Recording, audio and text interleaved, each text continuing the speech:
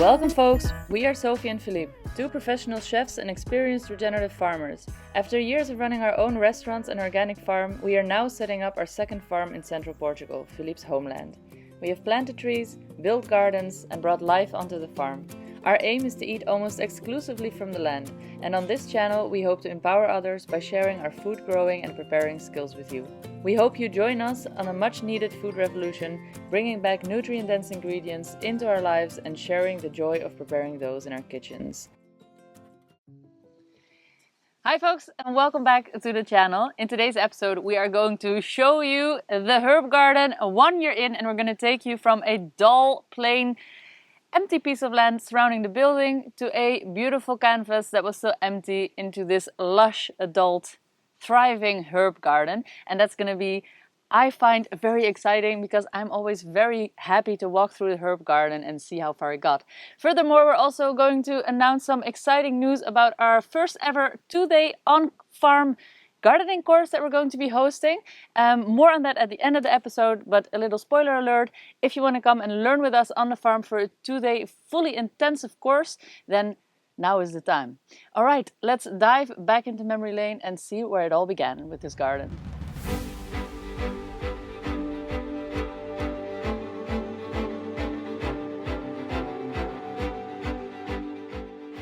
Phase 1 was clearing the area and covering it with a thick layer of cow manure.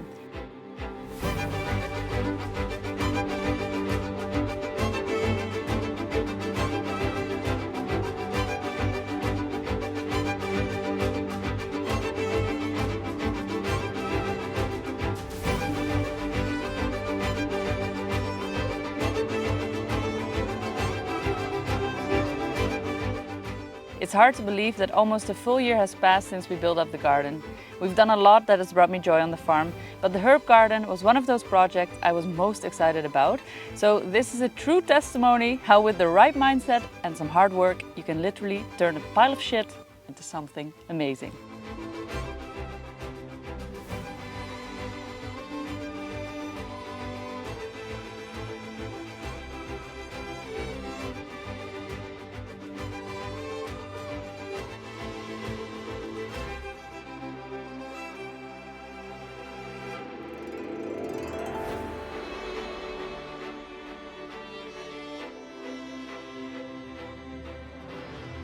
Once phase 1 was finished, we moved on to phase number 2, which was the placing of the cardboard and the imported organic compost.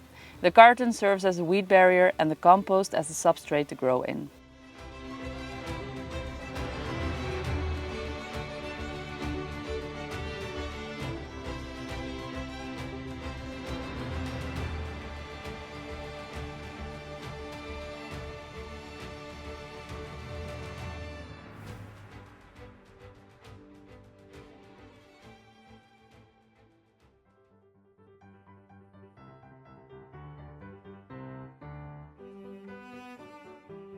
So this is the stage that it's at right now. The manure is on, the carton is on, and the compost is on. We're going to be making some borders. There's going to be loads of delicious aromatic herbs in this garden. It's going to be amazing! As you can tell, I was super excited about this stage, but then of course we still needed to move on to building the paths and the fence, and so that is exactly what we did. Philippe and Aaron worked super hard to finish the garden and to get it ready for planting. First they added weed tarp at the edges to keep weeds and grasses from growing in. Then the paths were created using wood chips before moving on to the building of the fence.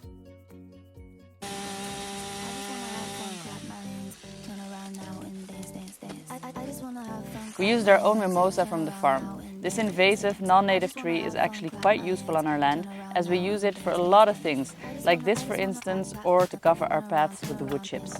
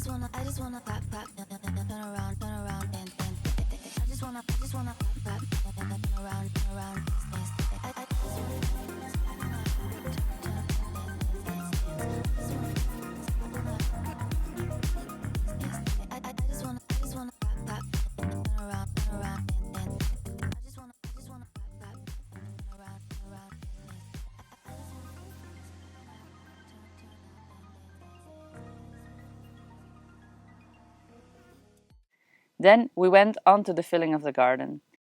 I'm Dutch, so I love myself a bargain. Everybody knows the expression, let's go Dutch.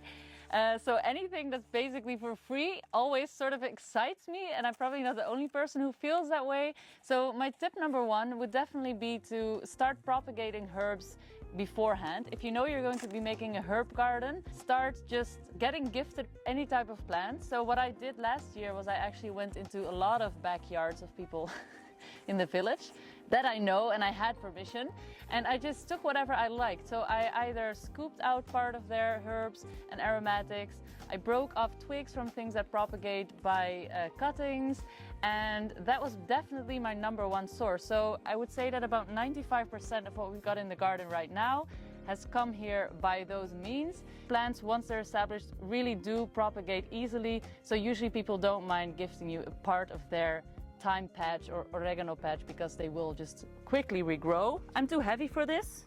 I'm sorry, I broke this. No! All right, let me sit on it like this. I thought I wasn't that heavy, but apparently this box disagrees with me. So yeah, just getting pieces from other people's herb gardens is the cheapest way to go. Then of course you can go to your garden center. Try to talk to the people, because sometimes when you're filling up an entire herb garden, you might be able to get a good deal. Just tell them you're going to be buying in bulk, and some garden center owners might be inclined to give you a good discount, which is something I would really try to go for.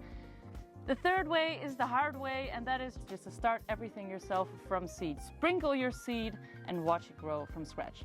We went for a dual approach, so we've got our propagation from cuttings. We had a few things gifted to us by Philippe's mother, and we are going to start sprinkling a lot of seed in between what we've planted.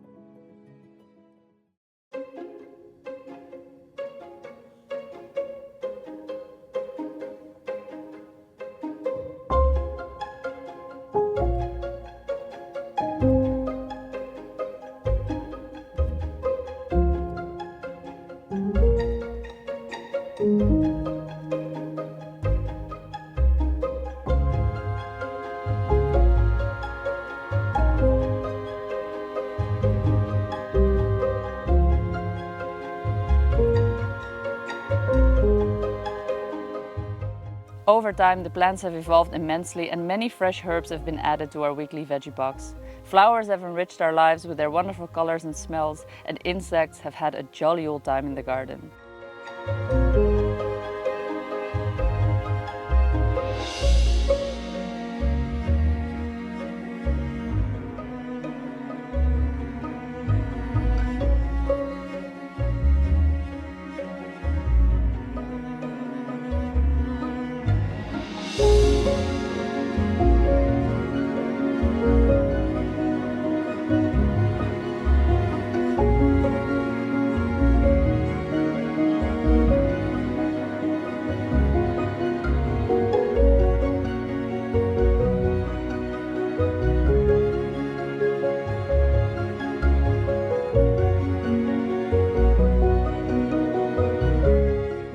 I can honestly say that about 99% of what we grew in this garden and planted and seeded did wonderful and thrived, except for the ginger. That one is really struggling here, and I think that there's just not enough humidity in the air during the day, because ginger loves a humid environment. High heat, high humidity. We have a lot of high heat here, unfortunately, not so much high humidity in the summer. So really that is our only little fail. For the rest, we've got everything growing here. We have borage, we have basilicum, we have rosemary, we have salvia, we have stevia, we have different types of mint, different types of thymes, lemongrass. I'm really so excited, the abundant diversity that we've got growing here, and it's one of the things that I love to do in the morning, and that is just to come out here with a cup of coffee and enjoy life.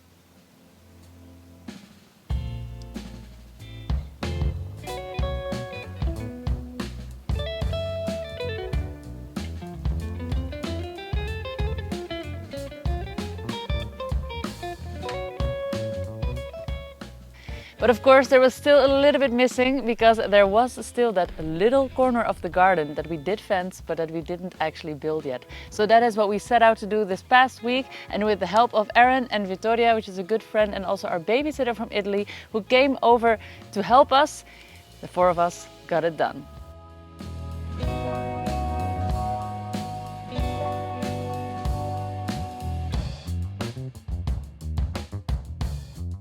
Bright and early, today is going to be an exciting day because we're going to extend our herb garden and finally get this horrible eyesore into something that's looking beautiful. We're going to transform it from this to this.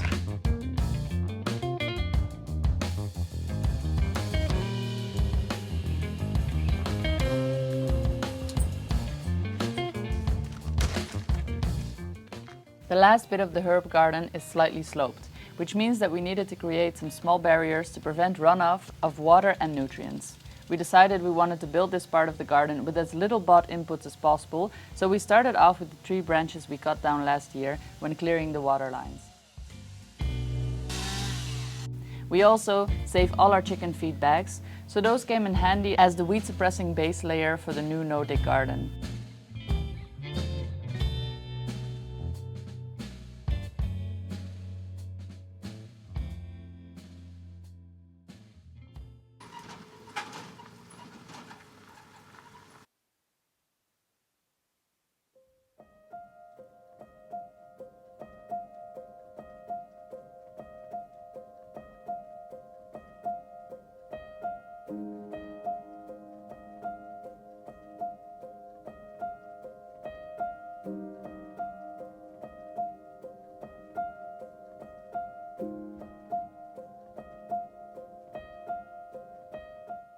After having weeded there, we started off by laying out the branches in the pattern we deemed both practical as well as aesthetically pleasing. In our production patch for the farm, we aim for optimal efficiency, and that is why we use a lot of straight lines. But in our herb garden, we aim for optimal variety, and we really enjoy the implementation of more organic and curved shapes, as they bring some true joy to the soul always.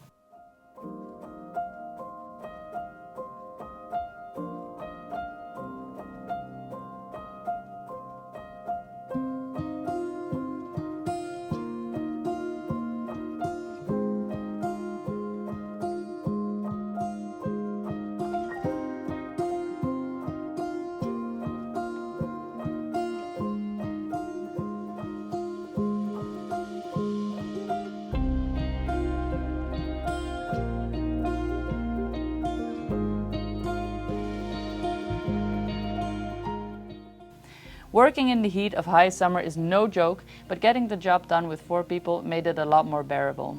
The cow manure that now has been decomposing for almost 1 year is looking a lot more like compost these days and a lot less like fresh dung, which is also the reason we are not placing it under our carton this time. The pile has been turned twice and should contain a lot less weed seed, as the temperature at its core has gone up above 50 degrees Celsius for more than 3 days at a time.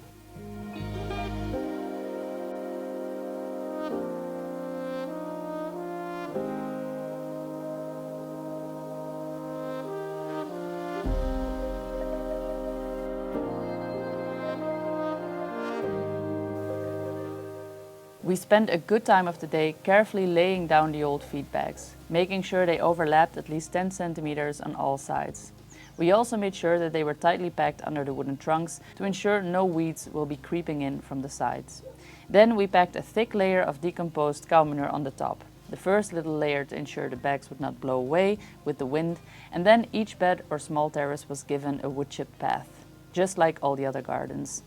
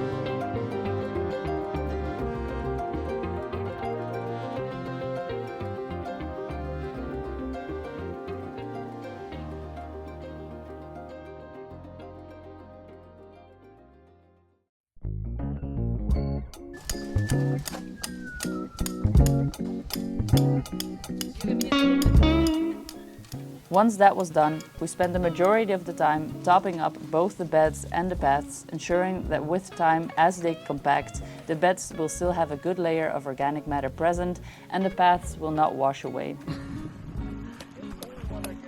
And once all of that work was done, it was time for a well-deserved rest together. And this was the result.